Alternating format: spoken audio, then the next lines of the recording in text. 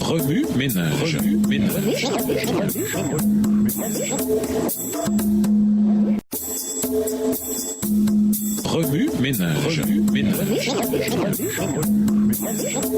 Bienvenue dans votre émission. Remue ménage. Nous voilà à la leçon de dimanche. Le dragon riposte. Vue d'ensemble. Lisons Apocalypse 12, verset 17.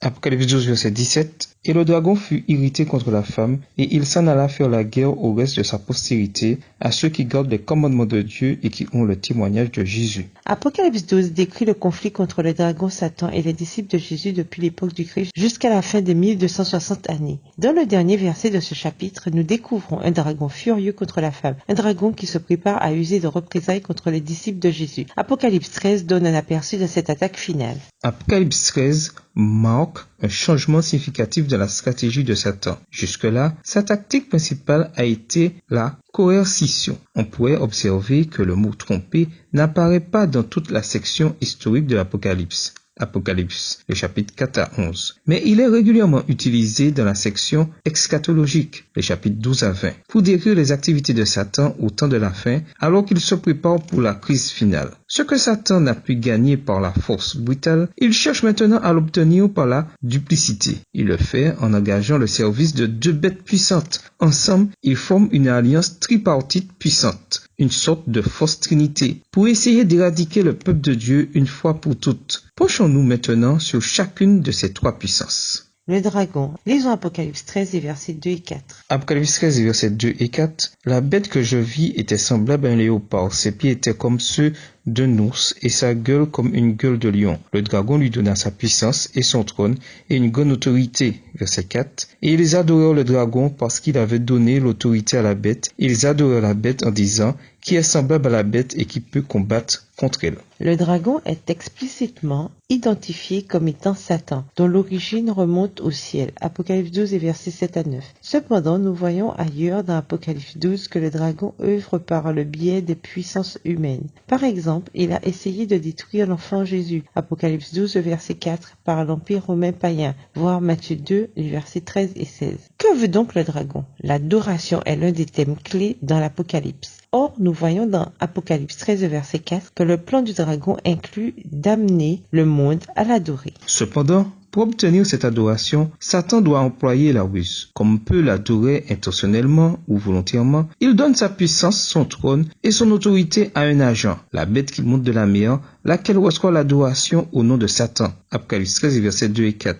Pour s'assurer que le monde adore cette bête montant de la mer et par conséquent lui-même, Satan utilise aussi une seconde puissance, la bête qui monte de la terre. Apocalypse 13, versets 11 et 12. Ces deux bêtes sont des figures puissantes, mais elles ne sont pas de simples outils dont le dragon se sert pour tromper. Bien que le dragon disparaisse dans l'ombre et se montre rarement à découvert, dans Apocalypse 13, il est encore le cerveau œuvrant dans les coulisses par ces deux puissances. La bête qui monte de la mer. Lisons Apocalypse 13 versets 1 à 10. Apocalypse 13, versets 1 à 10. Et il se tint sur le sable de la mer, puis je vis monter de la mer une bête qui avait 10 couronnes et 7 têtes, et sur ses cornes 10 diadèmes, et sur ses têtes des noms de blasphème. La bête que je vis était semblable à un léopard. Ses pieds étaient comme ceux d'un ours, et sa gueule comme une gueule de lion. Le dragon lui donna sa puissance, et son trône et une grande autorité. Et je vis l'une de ses têtes comme blessée à mort, mais sa blessure mortelle fut guérie, et toute la terre était dans l'admiration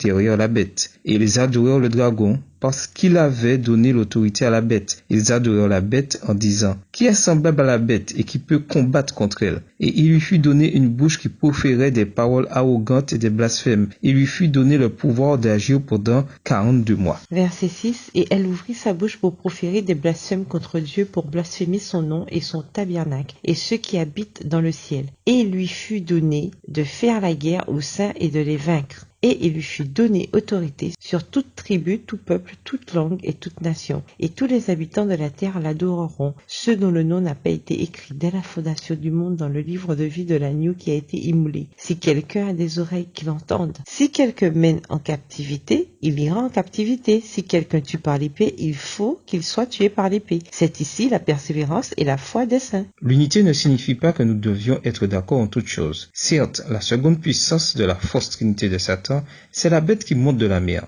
Cette bête reçoit sa puissance, son trône et son autorité du dragon. Elle ressemble même au dragon. Apocalypse 12, verset 3, Apocalypse 13, verset 1. Tout comme les applaudissements des enfants pour un spectacle de marionnettes sont en réalité pour le marionnettiste, le culte rendu à la bête montant de la mer est en réalité un culte rendu au dragon. Les actes de la bête montant de la mer incluent le blasphème contre Dieu et la persécution des saints, ce qui concorde avec Daniel 7, les versets 24 et 25. Cette bête est la même puissance que Paul décrit dans 2 Thessaloniciens 2, les versets 3 et 4. L'une des caractéristiques distinctives clés de la bête montant de la mer est qu'elle persécute pendant 42 mois, la même période de temps que les 1260 jours de persécution contre la femme mentionnés dans Apocalypse 12, le verset 6. La puissance de cette bête qui monte de la mer et agit en tant qu'agent du dragon, c'est l'Église romaine apostate. Pendant 1260 ans, à partir de l'établissement de la papauté en tant que puissance ecclésiastique suprême en l'an 538 après Jésus-Christ, jusqu'à l'emprisonnement du pape en 1798, la Rome papale a régné. Apocalypse 13, verset 3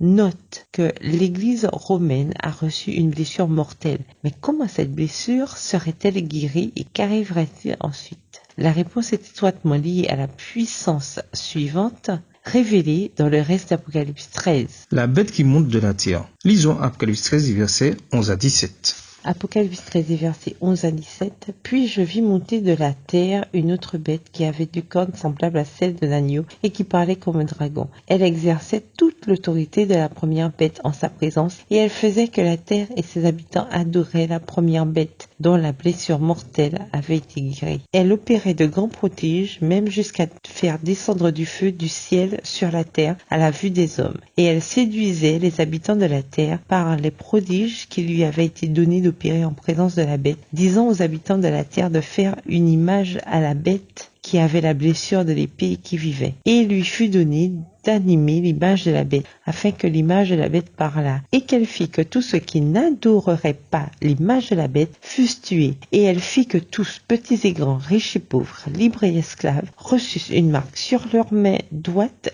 et sur leur front, et que personne ne put acheter ni vendre sans avoir la marque, le nom de la bête ou le nombre de son nom. Le troisième membre de la Trinité contrefaite, c'est la bête qui monte de la terre. Cette bête diffère de la première de plusieurs manières. Premièrement, elle surgit de la terre plutôt que de la mer, ce qui indique qu'elle proviendrait d'une région très différente de celle de la Rome papale. Deuxièmement, elle surgit à peu près à l'époque où la première bête a reçu sa blessure mortelle en 1798. Tandis que la première bête a une longue histoire, cette seconde bête est nouvelle. Enfin, la première bête a une apparence terrible, mais la seconde bête, elle, ressemble à un agneau et paraît inoffensive. La seule nation correspondant à une telle description, c'est les États-Unis d'Amérique, un pays fondé sur les bases de la liberté religieuse. Mais bien que cette seconde bête ressemble à un agneau, elle parle comme un dragon. En d'autres termes, elle devient finalement un porte-parole du dragon et un outil dans son plan. La bête montant de la terre possède la même autorité que la bête montant de la mer, une autorité venant du dragon. En définitive, elle constitue la source de puissance qui amène le monde à adorer la première bête et, par extension, le dragon lui-même.